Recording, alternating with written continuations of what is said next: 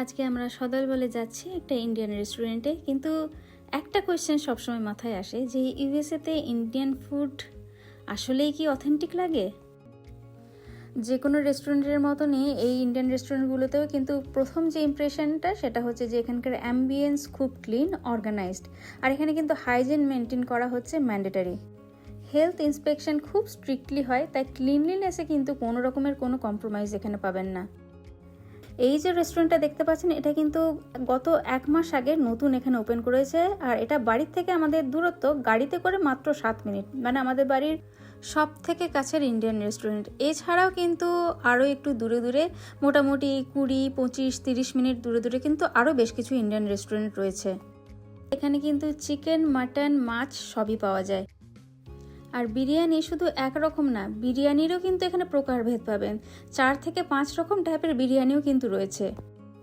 আমরা যেমন যে বিরিয়ানিটা আজকে অর্ডার করেছি সেটা হচ্ছে চিকেন 65 বিরিয়ানি, তার সঙ্গে একটা হাক্কা নুডলস আর একটা ক্রিস্পি চিলি বেবি কর্ন, আর তার সঙ্গে একটা ম্যাঙ্গো লাসি অর্ডার করেছিলাম।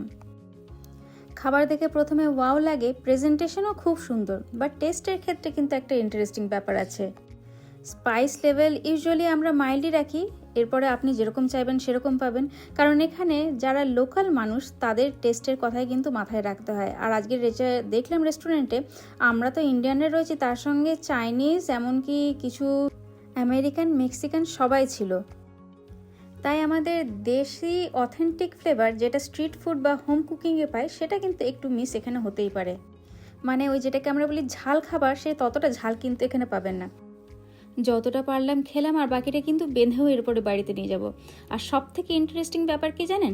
জানি না কেন, হয়তো নতুন দোকানটা খুলেছে বলে তাই আজকে কিন্তু এই গুলাব জামুনটা আমরা একটা কমপ্লিমেন্টারি ডেজার্ট হিসেবে পেয়ে গেলাম। সার্ভিস খুবই পোলাইট, ওয়েটার বারবার এসে চেকও করবে যে সব কিছু ঠিকঠাক আছে নাকি। আর কাস্টমার সার্ভিস কিন্তু এখানে একটা বিগ ডিল, কারণ এর উপরে ডিপেন্ড করছে টিপসটা। হ্যাঁ, এখানে কিন্তু টিপস হচ্ছে একটা বিশাল ইম্পর্টেন্ট টপিক, কারণ এই যে গোটা বিলটা এলো আমাদের খাবার, তার 15 to 20% কিন্তু টিপ দেওয়াটা ওরা এক্সপেক্টই করে। এটা ম্যান্ডেটরি নয় দেওয়াটা, কিন্তু সবাই এক্সপেক্ট করে।